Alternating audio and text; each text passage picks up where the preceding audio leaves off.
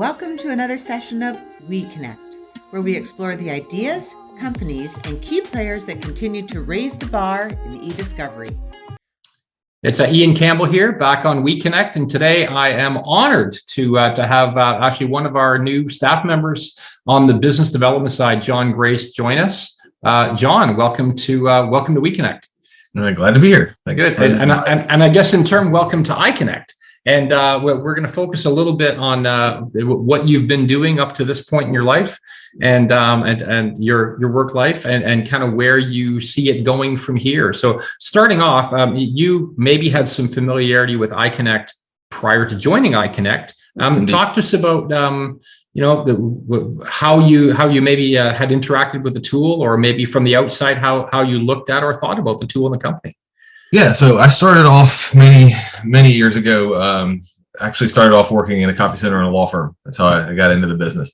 Ended up at the vendor across the street and ended up back supporting that law firm. And over time, ended up supporting them in a very large case in Miami, a construction defect litigation. And that firm based in Atlanta, doing work in Miami, was reviewing everything with iCONECT and Concordance. Got it. And so I was in charge of the scanning for that project. And it was, if I recall correctly, it was 6 different parties, 380-ish boxes. And every one of those parties wanted an individual scan. So we had to relabel everything, and everybody insisted on everything being manual. But then every party did agree on one thing, and that was to run it up into Concordance through iCONECT. Got it. And now you've sort of joined the iCONECT team. Was there something that excited you about who we are and what we do? Quick backstory. I think I told you this when we first met, but I spent many years in that litigation service provider world, and eventually was just talking to an attorney here in Atlanta. And he asked me, what makes the vendor I was working for, what makes you different? And I had no answer for him, because every vendor was doing the exact same workflow. And I realized I wanted to get on the software side of things, and ultimately met a guy who's a good friend of mine to this day. And he brought me over to the software side of things. And I've worked for a couple of different software companies. One that I got started with, kind of supporting that old school workflow, was still there. And then another one I went to work for was strictly cloud-based, and everything had to be that way. And then, of course, I ended up here at iCONECT, and the first greatest thing about it was the multiple ways of deploying the software. We can deploy behind the firewall the customer in their data center, in a data center of ours, or a litigation service provider partner. And that's really where I like to work, is with those LSPs, those litigation service provider partners. I really enjoy working with them. Right. And then, having worked in a law firm and seen, behind the scenes there, I feel comfortable working there too. But the biggest thing about iCONECT is, it's the real innovation. Prior to this call, you and I were just talking about being able to OCR handwriting.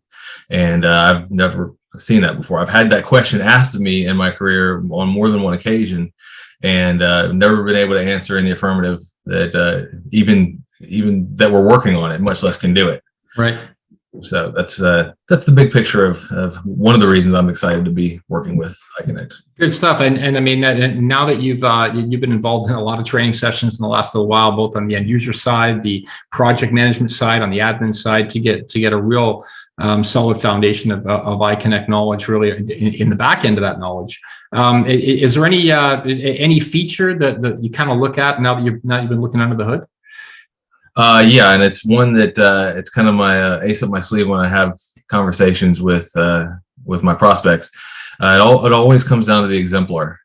Being able to create in eDiscovery, we've always talked about the smoking gun. Once I find that smoking gun, it's going to prove my case, and I'm going to be able to produce that and win. And but first you got to find it, and what's the easiest way to find it would be to actually have it. And so if you can create one, like you can in iCONECT, then send that out to deploy across the corpus of the data, and find similar. It's a huge feature. I 3 times today I've gotten oh wait, what? Yeah, I totally agree. And kind of 2 points to that. One was that feature was used quite a bit on the BP oil spill, the Deepwater Horizon case. We actually, and you probably know this in some of the work you've been doing with the company right now, but we have we were involved on the plaintiff side, which was about 350 parties all suing BP and the other parties involved. And interestingly enough, they were really overburdened on the production. They got about 14 billion pages of information back when they did a production request. I'm not sure if that was on purpose or not, but which is a little bit challenging when you're a plaintiff group. And so what they had 12 different issues they were looking for, and they actually created 12 different exemplars. And they ran them against these billions of pages and said, hey, is there anything that looks like this? Because if you can find something that looks like this, I'm really interested. And within minutes, seconds, we were able to get back for them, 50 documents, 100 documents with a relevance ranking of documents that were saying exactly what you were looking for. And so to your point, the ability to go to an attorney or go to a client and say, hey, go and write it up for me. I don't want a list of keywords. Go and write up for me that if there was that smoking gun document, what would it say? And then the ability to kind of use that as a search tool is pretty cool tech. And that's actually driven by the AFI technology that as you know, we actually just bought a gold copy of that tech. So we now have that source code right inside our shop, and gives us the ability now to take exemplar to the next level, and maybe bring it in as a tile, maybe bring it in as its own search window, so that people can actually literally log in, type in a paragraph, hit go, and magic happens, and our software will go find documents that are talking about what you're looking for. So there's a lot of exciting stuff in and around having that AFI code so close to us now that are going to, I think, really take that exemplar piece to the next level. So yeah, I agree. I mean, even coming from a service provider perspective, I'm service provider A versus service provider B bidding on the same case with a law firm. Yeah. And I can help you find your document that you're looking for a lot easier than the other software that's being used in my competition. It gives me as a service provider a leg up as well. Right. Not just the reviewer. And people expect that now. I mean, I think cell phone technology has come along, and it's been sort of to our detriment, because people now expect I can sort of download an app and just start working in it. It has to be intuitive. Gone are the days. There's still platforms out there that make you do this, but where you sort of take it out of one part of the platform, move it over into another part of the platform, and then bring it back to the main platform again. You don't have to do that with Exemplar. You literally pop open a window right inside the software, type it in, copy and paste it in, and hit go. So it becomes very, very intuitive, right?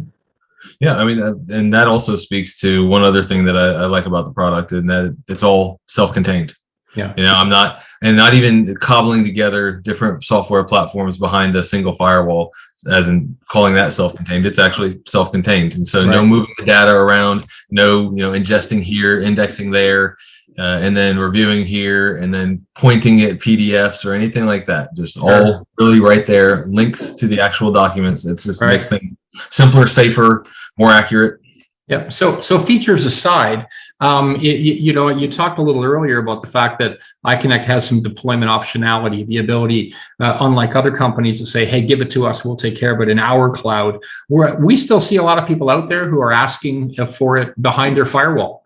And because that's part of the business operations, they have sensitive data that they, for either contractual reasons or for security reasons, have to be kept on-prem, on their premises. That's sort of one of the business problems that iCONECT solves. The simplicity, I think, being another one, and being able to migrate from other platforms over into iCONECT without a lot of ramp-up time. I think the simplicity of the UI is very key. Is there anything specific in your mind that kind of sets the iCONECT platform apart in solving business problems for our clients?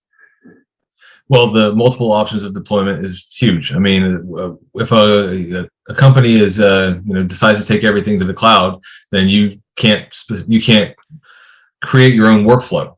You can't. I've got a customer that we just signed recently that they're going to be using it for contract analysis. They're not going to be using it for document review, and this is also similar to the talk the forms that we talked about earlier before this call, and how it's being used iCONECT is being used as a middle to promote to another space for not necessarily for review, but a repository. Right. And so they're using these, they're ingesting these contracts, they're comparing these contracts, and then they're promoting them to where the contracts ultimately will live. Right. And so it's the versatility can solve a number of different options. It's not just a document review platform. It's not just an eDiscovery processing tool.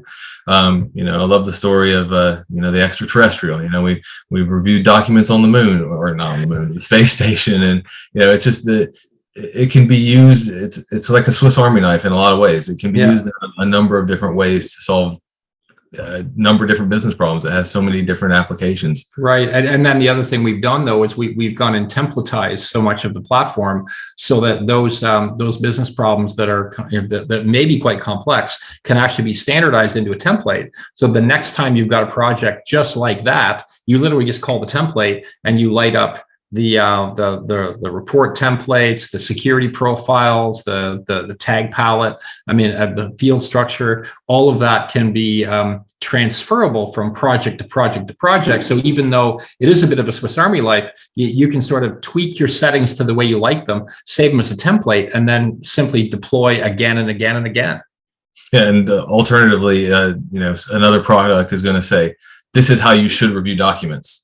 Right. Because that's the only way it can be used. So that doesn't solve a number of business problems. That just solves the one problem for that one document reviewer saying, hey, I'm good at document review. Well, there's a lot of other stuff that goes on in this world other than just document review. John, I can't agree more. I think there's a lot of different bits and pieces that can all fit together to meet the needs of multiple different clients, regardless of their workflows. We don't come along and say, you have to do it the iCONECT way. We come along and say, allow us to replicate and optimize your current workflow. And I think we have lots of ways to do that. So, John, thank you for joining us today. Again, for the folks listening or watching, I've been with Jon Grace, who's a new director of business development here at iCONECT. We're excited to have him on board, and looking forward to exciting times ahead. Thanks, John. Have a great time. Thanks again. weCONECT, brought to you by iCONECT, making information accessible.